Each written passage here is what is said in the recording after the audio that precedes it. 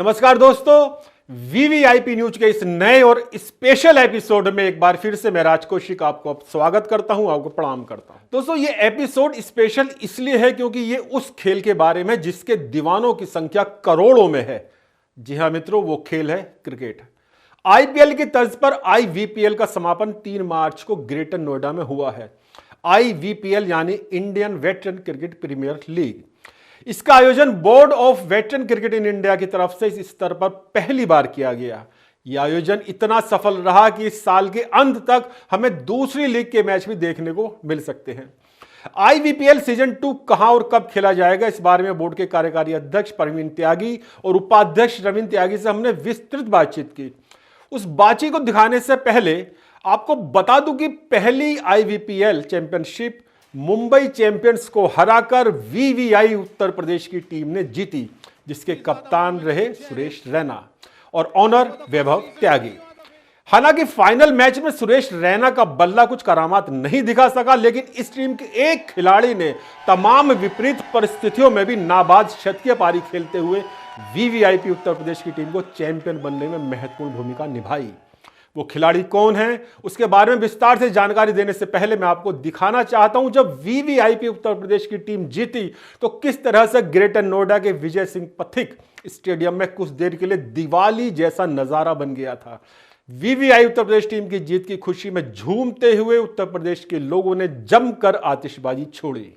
दोस्तों, वीवीआईपी उत्तर प्रदेश की शानदार जीत से टीम के ओनर वैभव त्यागी और विभोर त्यागी बेहद खुश नजर आए। उन्होंने पवन नेगी सहित सभी खिलाड़ियों को जीत की बधाई दी। उन्होंने कहा कि भविष्य में भी वीवीआईपी उत्तर प्रदेश की टीम शानदार प्रदर्शन कर क्रिकेट और वेटरन क्रिकेट को बढ़ावा देने में इसी तरह से अहम योगदान निभाती रहेगी। मित्रों, अब मैं बात करता हूं उस खिलाड़ी की जिसकी शानदार बल्लेबाजी की बदौलत वीवीआईपी उत्तर प्रदेश की टीम फाइनल मैच जीती। उस खिलाड़ी का नाम है पवन नेगी। उत्तर प्रदेश की जीत के हीरो रहे पवन नेगी ने सीजन का ये तीसरा शतक लगाया है। उनके शानदार पारी की बदौलत उत्तर प्रदेश ने फाइनल में मुंबई को 6 विकेट से हराया। पवन नेगी ने नाबाद 105 रन की शानदार पारी खेली। पवन नेगी ऑरेंज कैप होल्डर होने के साथ साथ फाइनल में प्लेयर ऑफ द मैच भी बने। उन्हें best batter of the league का भी अवार्ड मिला, वहीं वो प्लेयर ऑफ द टूर्नामेंट भी बने। दोस्तों, इससे पूर्व पवन नेगी आईपीएल भी खेल चुके हैं। उनके बारे में कुछ और जानकारी देने से पहले मैं आपको दिखाना चाहता हूं board of veteran cricket control in India के कार्यकारी अध्यक्ष प्रवीण त्यागी जी से हुई बातचीत के प्रमुख अंश। उन्होंने 2 बातें बहुत ही महत्वपूर्ण की। एक, आईपीएल सीजन 2 इस साल के अंत तक इंदौर में खेला जाएगा, और दूसरी बात, आने वाले समय में 2 ही लीग खेली जाएंगी, 2 ही लीग चलेंगी, आईपीएल और आईवीपीएल। मित्रों, प्रवीण त्यागी जी ने क्या क्या कहा आपको वो सुनाने से पहले मुझे किसी शायर का एक शेर याद आ रहा है कि बुलंदी पर कोई वाइज कदम रख ही नहीं सकता। बुलंदी पर कोई वाइज कदम रख ही नहीं सकता। बुलंदी पर पहुंचना हो तो पागल होना पड़ता है। वाइज यानी उपदेशक या कह सकते हैं मार्गदर्शक। जब तक एक पागलपन, एक दीवानगी, एक खास तरह का जुनून नहीं होगा, कोई भी व्यक्ति इस तरह के बड़े आयोजन को कर ही नहीं सकता, सोच भी नहीं सकता। मुझे ये जुनून, ये दीवानगी प्रवीण त्यागी जी में साफ साफ दिखाई देती है। आइए सुनते हैं क्या क्या कहा प्रवीण त्यागी जी ने। जैसा कि आप समझते हैं कि आईपीएल हर साल होता है, तो आईपीएल भी हर साल जो है ये हुआ करेगा। ये पहला संस्करण था, और नेक्स्ट संस्करण हमारे जो टारगेट में है वो हम इंदौर की सोच रहे हैं, रायपुर की सोच रहे हैं, और 1-2 स्टेशन और हमारे उसमें है कि जहाँ पर इसका जो है आयोजन किया जाए। जिस प्रकार से आईपीएल प्रत्येक वर्ष होता है, ऐसा ही आईवीपीएल प्रत्येक वर्ष हुआ करेगा।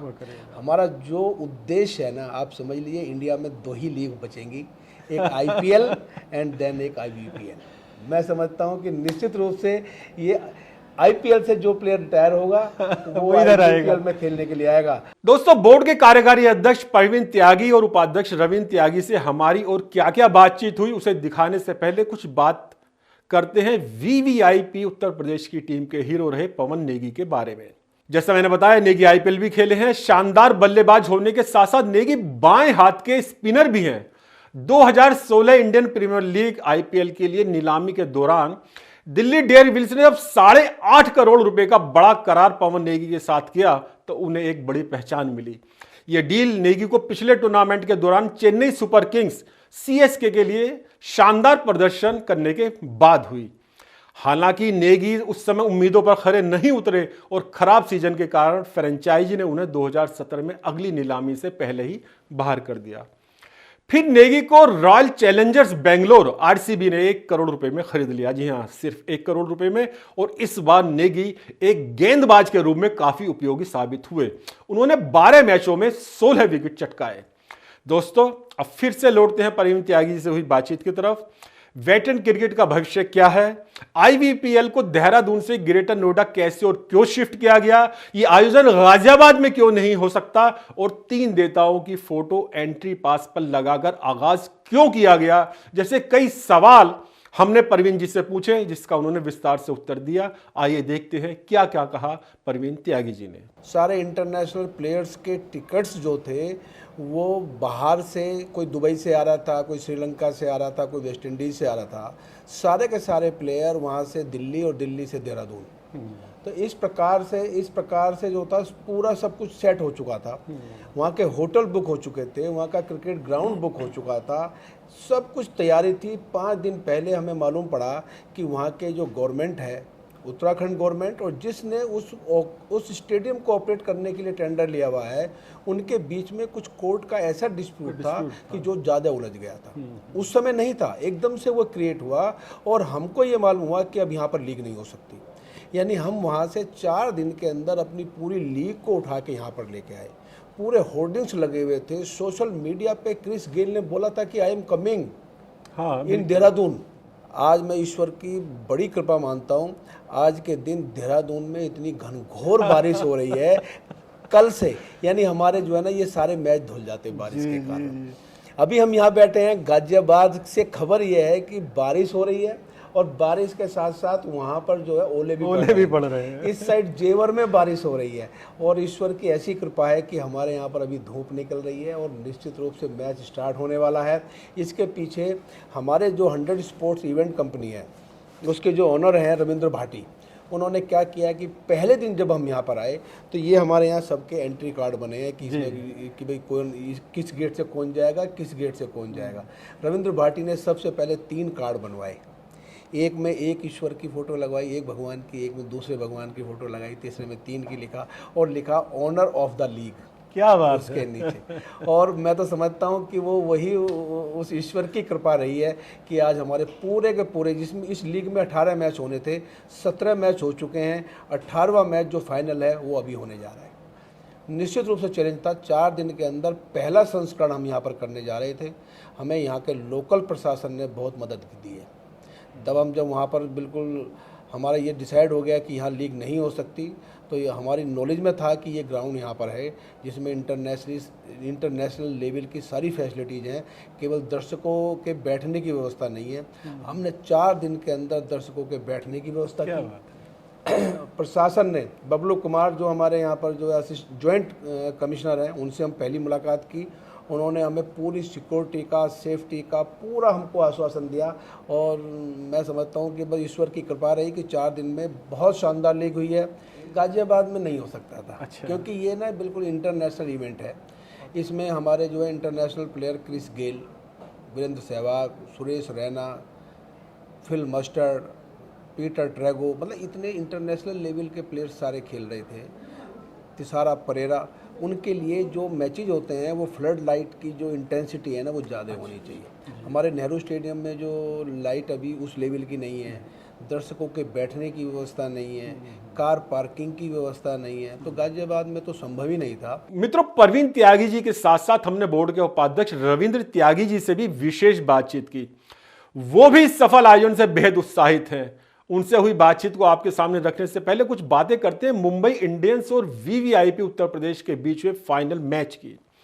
इस मैच में करीब 5 ओवर का ही खेल हुआ था कि बारिश ने खलल डाल दिया। करीब 1 घंटे तक मैच रुका रहा, मगर दर्शकों से खचाखच भरे स्टेडियम में खुशी की लहर उस समय दौड़ गई जब दोबारा मुकाबला शुरू हुआ और ओवर्स की कटौती भी नहीं की गई। पहले खेलते हुए मुंबई चैंपियंस की टीम ने शानदार बल्लेबाजी की और 214 रन बना लिए। फिल मस्टर्ड और पीटर ट्रेगो ने मुंबई के लिए शानदार अर्धशतकीय पारियां खेली। वीवीआईपी यूपी की तरफ से पर्पल कैप होल्डर क्रिस्टोफर एम्फू ने 3 विकेट लिए, वहीं पवन नेगी को भी एक सफलता मिली। पारी के टॉप स्कोरर मस्टर्ड दुर्भाग्यशाली रहे और रन आउट हो गए। 214 रन के लक्ष्य का पीछा करने उतरी वीवीआईपी उत्तर प्रदेश को पहले ओवर की दूसरी गेंद पर ही झटका लगा जब रोहित प्रकाश आउट हुए।